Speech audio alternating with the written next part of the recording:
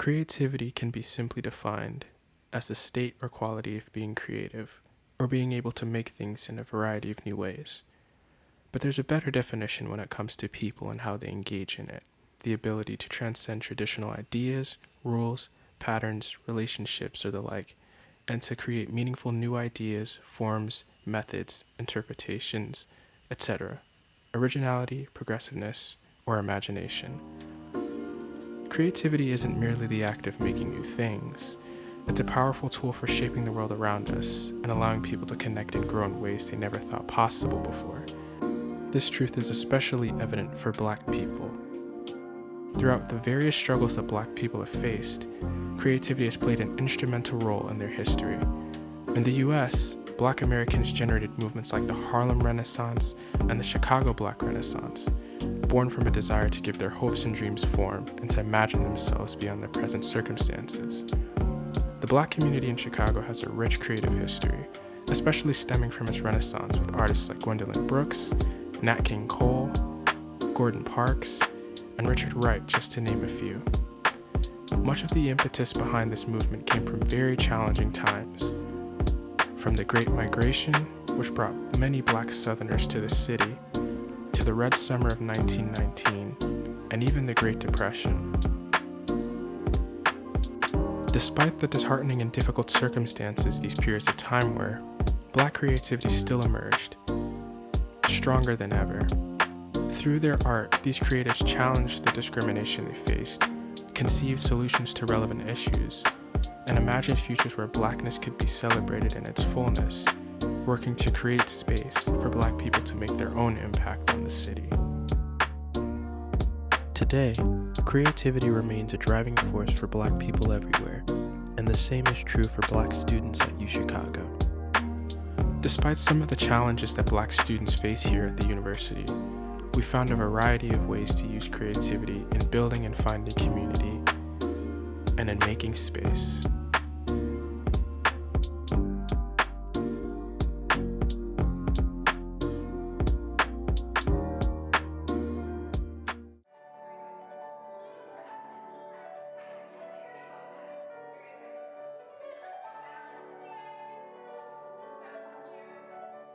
I'm Anissa. I'm a second year at the U of Chicago. I am currently a bio and English double major. I'm Hannah. I'm a fourth year, and I'm an environmental and urban studies major. I actually applied to UChicago because of UBallet. I liked that it was a very inclusive club, and also that there was a lot of opportunity to dance. Ballet, like regardless of experience, or even like major or anything. So that's how I found UBallet, was because they were really inclusive. I did musical theater in high school, and also like sort of did performances with band and choir. And so I wanted to do more performance here. And I took ballet when I was younger, but like never really got into it. And so when I saw UBallet accepted everyone, even beginners, I was really excited to join. Ballet for me, especially at UBallet, I get to express myself in a way that's the most comfortable for me, if that makes sense.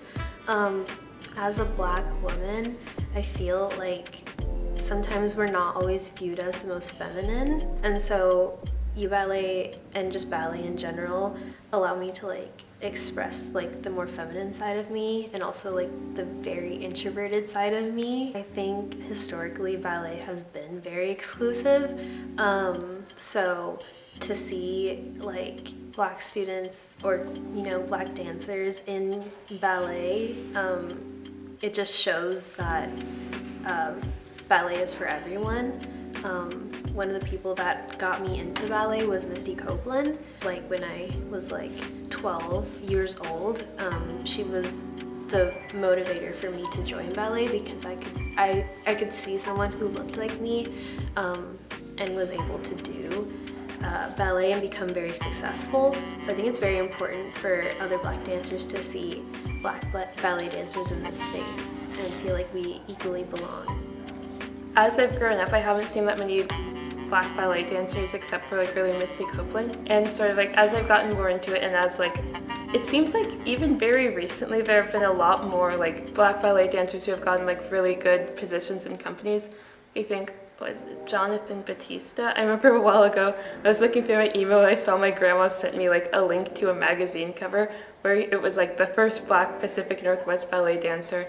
And like even when I go to like the Jockey Ballet or like watch like a lot like videos of ballet online, it's really exciting to see more Black dancers, because I remember when I was growing up it was really rare.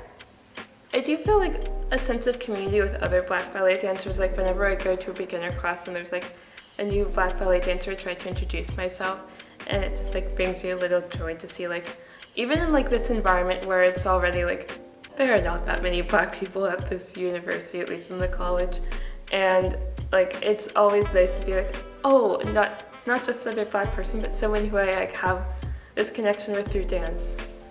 What inspires me the most about UBallet is like just how inclusive it is, not only with like university members, but also with community members as well, especially in Hyde Park.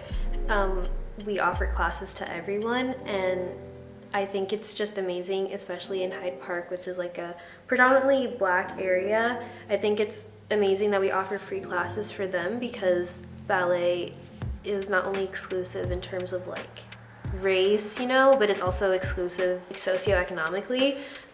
So the fact that we offer free classes for everyone is, I think, what I view as like probably one of the best reasons why I love UBallet, because we're inclusive on all fronts, with all levels, with all backgrounds. That's just one thing that I love about UBallet that I feel is like maybe not as common in just like the ballet world itself. It's really nice to be able to like, when I meet a community member, or just like really anyone around here, and I'm like, oh yeah, I do ballet. I'm like, you could come too, like literally no matter who you are. And then when I talk to like, especially people who did like ballet since they were really young and like stopped in high school and didn't really like do anything with UBallet here, they're like, oh no, I'm scared I won't be good enough. And I'm like, no, they will take anyone. They're so inclusive. It's like kind of, it's like very much the opposite of the stereotypes people like find in ballet and like what scares people away from it, and I think that's great. I hope just me being a part of UBallet, not only as a dancer but also as like a teacher and like a choreographer, and also a part of the executive committee, I hope that other Black dancers can see that you can be involved in ballet no matter like your level or your experience, and just like seeing like a familiar face can bring more like comfort to something that I feel like a lot of people are worried is gonna be maybe too exclusive or judgmental. I hope that I encourage as many people as possible to join, or even just take class, like regardless of like who you are and your experience and anything. Yeah, I think for me it's very similar. Especially people who like really haven't had a chance to do ballet before and like wanted to try it out. Like as a beginner, I've like been able to do like shows, and I'm on executive council of the leadership board. And I think if I was like a freshman again or a first year, and I was like, whoa, there's a person who's Black and then they like, haven't done ballet before, but like they've been so accepted, maybe I'll be accepted too. I just hope someone else can feel similar.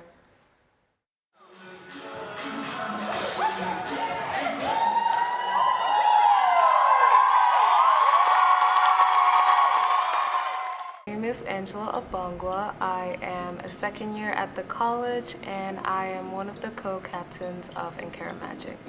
I actually wasn't part of Ankara Magic like right when it started. Essie Kumsi and Chizara Daniels are the two students who started Ankara Magic, and it both came from this want to have a space that other students and they themselves could learn Afrobeat dance and moves, and also share their ideas and choreographies with others.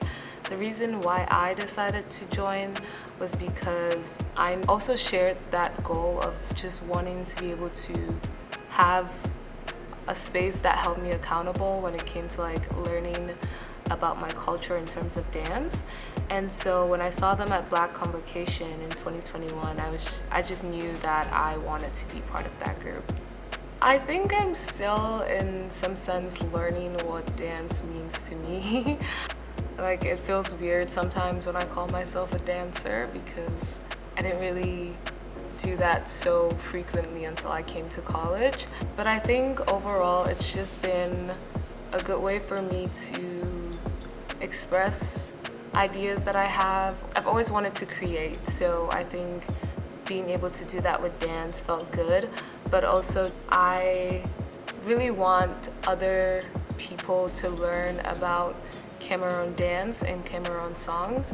So I think I just am more driven towards dance because one, I want to feel accountable, or like I'm held accountable for learning dances that are part of Afrobeats, but also part of my culture, which is being Cameroonian. I wanted a space to be able to learn that, but then I also wanted to share that with other people and let them know that Cameroon is also part of West Africa and part of the Afrobeats movement. Being part of Ankara Magic has helped me feel grounded in some sense. I would say my favorite thing about Ankara Magic is the different dancers, the different backgrounds and identities that we have in our group. We're known as an Afrobeats dance group, but there are a lot of students from different backgrounds and just different parts of the world who want to learn Afrobeats, and so having them come to learn is really inspiring, but then they bring their own personalities and styles of dance and sort of create this beautiful fusion with Afrobeats. This year, actually, I choreographed my first piece, which was to the song Booga. It was performed at the Black Convocation and also at our showcase. And that was just, it's very crazy because it was just something that I was messing around with over the summer. I had heard the song and I was like, ooh, I like the song. I like the beat to it. What if we did this during the chorus? Or wait, what if I did this? And then the more I just like thought about moves and kept like adding to it, I realized, wait, I have like a solid 30-second choreo. So I just committed to it, and then before I knew it, I pretty much had like a choreography to the song. So it was just really surreal to see it being performed. Making a choreography, it's something very special, and I really look forward to hopefully making more pieces for Ankara Magic. I think for something like dance especially, teamwork is important, especially for a dance group, because you sort of move together. And so, like literally, when you learn a choreo, it's important that everyone's on the same time and pace for it to look clean and neat and really pleasing to the audience. Afrobeats is all about good vibes and making people feel what you feel as you're dancing, and that also comes from dancers wanting to be there and be in that space. And so if people don't feel welcomed or don't feel like they're being appreciated as a dancer, I think that will show in a performance. What matters overall is the emotion that the audience can feel from that piece. And so the teamwork is important, because if we're not cohesive, whether in learning stuff or in just being part of the group, then that will show in how we perform. I hope that Ankara Magic will be seen as something that people look forward to, not just in terms of dance, but because when we perform, we make people feel at home. We make people want to learn Afrobeats, or at least be curious enough to like go on TikTok and learn a move or two. I hope that when we perform, it also just evokes emotions. It reminds people of home, because again, this is my way for me to connect to home, and it's something that people look forward to.